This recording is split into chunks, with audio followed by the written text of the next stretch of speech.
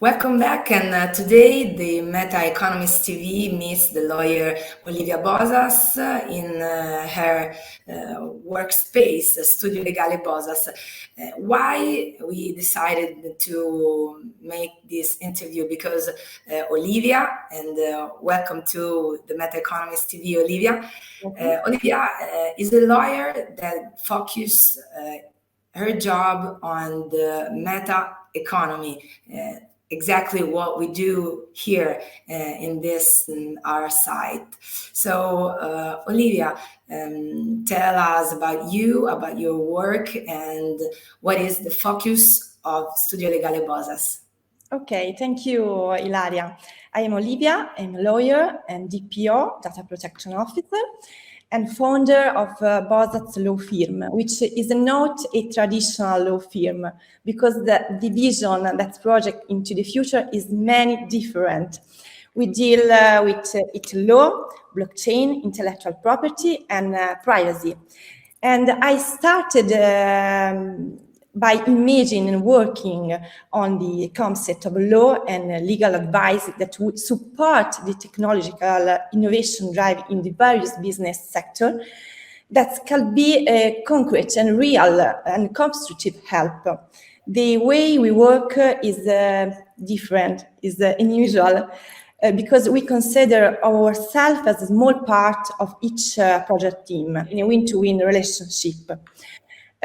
So we are.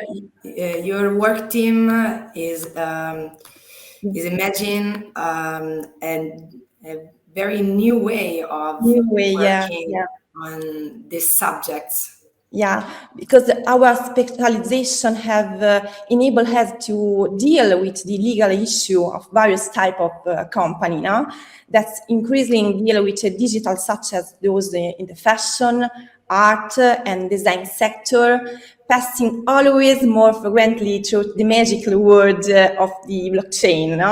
So we are able to act an advisor and be a legal hub to the leads the innovator by the hand to the concrete realization of their blockchain-based project with a vision and planning that is not only IT, but also legal and financial.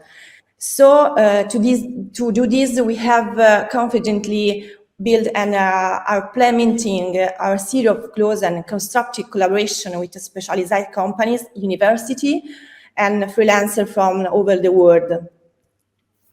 Okay, so we can say the way you work is a way in which your team become a part of other teams, working teams.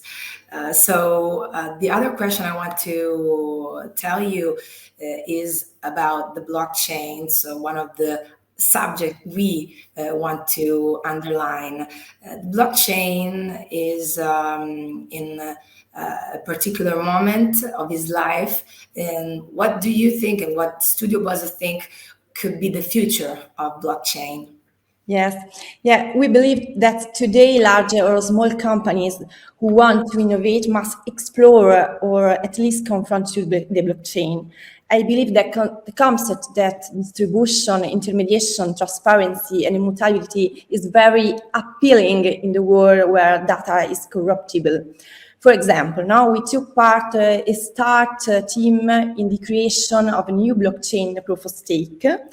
Its name is Kotia, and its native cryptocurrency, Kotia Cash.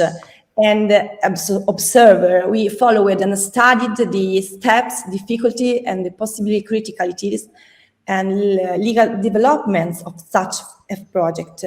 The blockchain and its crypto and open source project.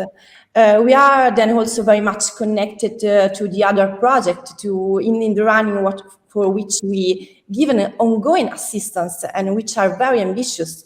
One of them being the one that want to make the world and the access to the world in the creative field absolutely free of bias. It's a very complex and ambitious project by blockchain. You discovered a new way to deal with the legal questions about blockchain. Yeah, yeah, because there are many legal issues such as identification of the type of token with respect to the compliance required to the data, contracts, the value of notarization, and the value of various type of blockchain documents with respect to international trade. It's important for in this moment. Okay. And what about NFT? What do you think about NFT in according to the blockchain? I think, novelties news, it had a peak of interest given by curiosity and experimentation. Then now a descent related to the fact that is a new common become almost a trend, a fashion, no? In this moment. People are creating an NFT of everything about without even knowing what they are or what facilitation or restriction of right they bring with them. No? In the indiscriminate use of this token, intellectual property rights are the ones that may benefit the most, but at the same time may also be most at risk. The benefit is surely that's a providing fee, that's through the smart contract, are recognized to the author of the digital contents for a subsequently transaction behind the first is very important for the author of digital contents. We did not talk about metaverse. What do you think about the challenges of metaverse now? Yeah. We are still far from the concept of the metaverse as a parallel interchangeable word. But currently, the metaverse in Web 2 and much more so in Web 3 can help companies and their business to experience involvement with their user who pass through perception and more direct engagement. They have already many important legal issues here ranging from the data management and processing to the brand protection in metaverse to responsibilities related to user actions in virtual space and much more. No? Three nouns are important to understand what the metaverse may change in the coming years. Presence. If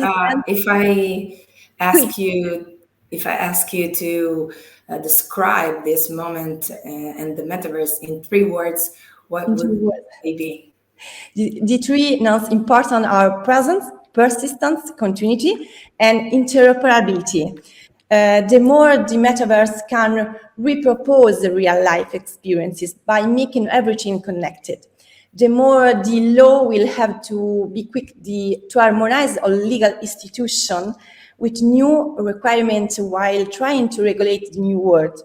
Because it's very new in this moment, no? Okay, so Olivia, it was a pleasure to have you in our space here at the Meta Economist TV. So thank you for your analysis. It's been More very analysis. okay. We like everyone who is now studying these subjects and can help other people know better what we all are living in these days. So thank you again. See you soon. It's See you pleasure. soon on the Meta Economist TV. Bye. Thank you, Elia.